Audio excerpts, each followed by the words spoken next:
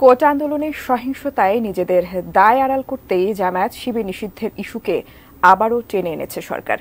কেন আরও আগেই জামায়াত ইসলামীকে নিষিদ্ধ করতে পারেনি আওয়ামী লীগ, প্রশ্ন বামপন্থী কয়েকটি দলের। আর আন্দোলনে জাতীয় ঐক্যের সঙ্গী জামায়াত প্রসঙ্গে বিএনপি বলছে এটা তাদের ভাবার বিষয় নয়। আরও জানাচ্ছেন নাজিয়া আফরিন।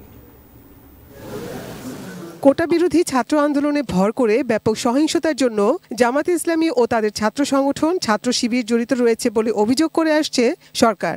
এরই পরিপ্রেক্ষিতে সোমবার রাতে 14 দলের সাথে বৈঠক শেষে জামায়াত শিবির নিষিদ্ধের সিদ্ধান্ত আসে। জামায়াত শিবির নিষিদ্ধ করার সর্বসম্মত সিদ্ধান্ত গৃহীত। দেশে জামায়াতকে নিষিদ্ধ করার বিষয়টি আইনি প্রক্রিয়ায় রয়েছে বহু বছর ধরে। হঠাৎ করে 14 দলের এই সিদ্ধান্তের বিষয়টিতে আওয়ামী লীগের নৈতিক ও আদর্শিক ভিত্তি নেই বলে যুক্তি দিলেন বামপন্থী কয়েকজন নেতা। তাদের আশঙ্কা, এমন সিদ্ধান্ত আওয়ামী লীগেরই রাজনৈতিক অস্তিত্ব বিপন্ন হতে পারে। 100% কপার কন্ডেন্সারে তৈরি ভিশন ফ্রিজ, তাই গুণে মানে অটুট থাকে বছরের পর বছর। যুদ্ধাপরাধের জন্য, মানবতা বিরোধী অপরাধের জন্য যারা যুক্ত দল বা সংগঠনগতভাবে পৃথিবীর বিভিন্ন দেশে তারা কিন্তু নিষিদ্ধ হয়েছে। বাংলাদেশেও মানুষ সেরকম দেখতে চেয়েছিল, কিন্তু বিভিন্ন সময় গত 54 বছরও আপনি খেয়াল করবেন যে এর আগে আওয়ামী লীগ সহ যারাই সরকারে ছিল তারা কেউ কিন্তু এ ব্যাপারে তারা কিন্তু নীতিনিষ্ঠ অবস্থান তারা গ্রহণ করতে তারা সক্ষম হয়নি। জামাত শিবিরকে নিষিদ্ধ করার জন্য 14 দলের অ্যাপ্রুভাল নিতে হলো।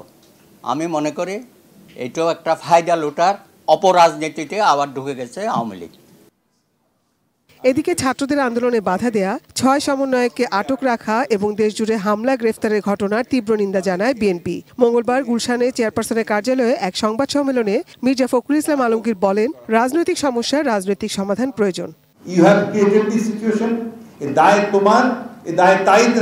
দায় অবশ্যই তাদেরকে নিতে হবে।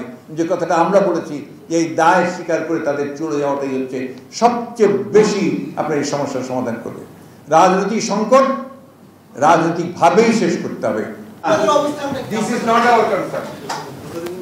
Nazia Afrin, ATN news, Dhaka.